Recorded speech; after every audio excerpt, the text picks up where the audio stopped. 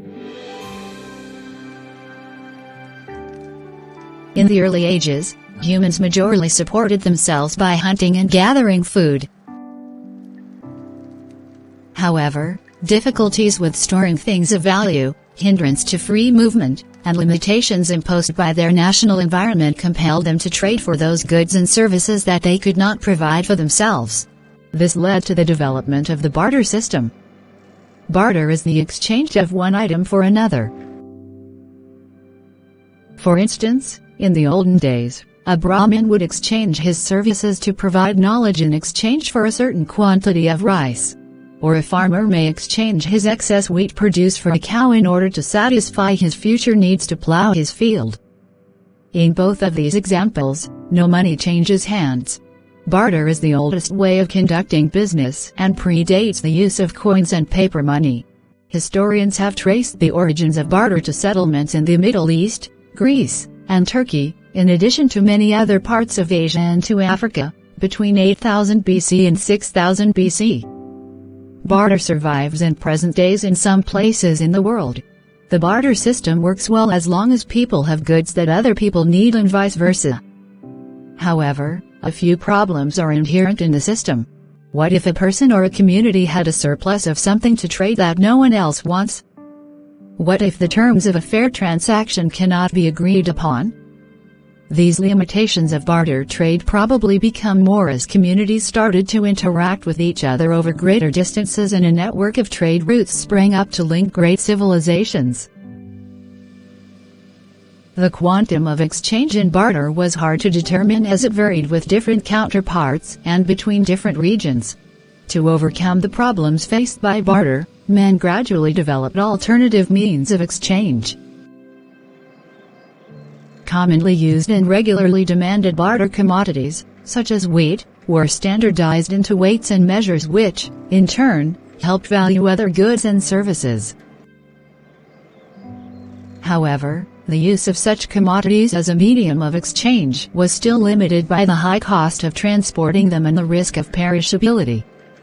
This led to the need for a better, standardized medium of exchange, which could be transported easily and accepted across civilizations to buy or sell other goods.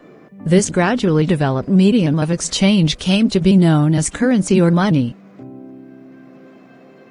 Around 1200 BC, cowries were first used as a medium of exchange in China. Cowries were widely available on the shores of the Pacific and Indian Oceans, and was still used as currency in some parts of the world as recently as the middle of the 20th century. It is generally believed that the Lydians were the first people to have struck metal coins around 600 BC. The information is documented by the Greek historian, Herodotus. In the 5th century BC, the earliest coins were made from electrum, an alloy of gold and silver. Around 700 BC, the Chinese moved from coins to paper money.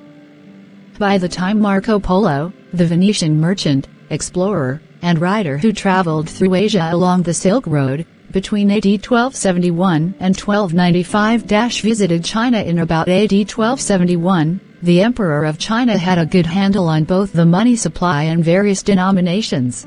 In Europe, banks eventually began to use paper banknotes for depositors and borrowers to carry around in place of metal coins.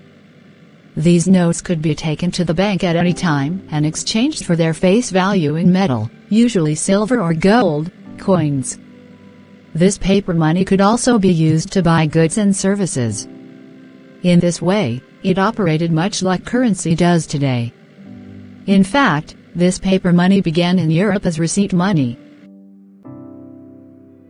Trading with metal coins was cumbersome, because metals are very heavy. This also made it very risky to travel with over long distances. Bankers began to give depositors paper receipt for whatever money they had in the banks. People eventually began to do business transactions with this receipt money. And they discovered it was far much more easier and safer to carry around than metal money. All they had to do was to give that receipt to the seller. The seller, in turn, could take that receipt to the banker and collect the metal coins that the receipt represented. This was the beginning of paper money as we know it today. The widespread use of credit cards and electronic money as fundamental components of international fund transfers occurred towards the last quarter of the 20th century.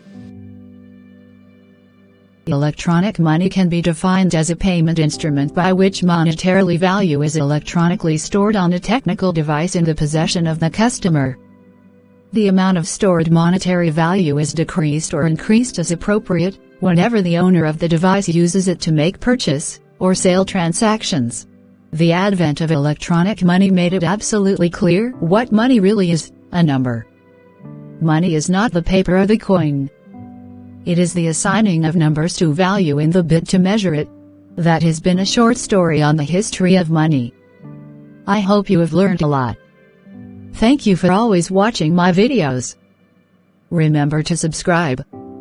Until next time. Bye bye.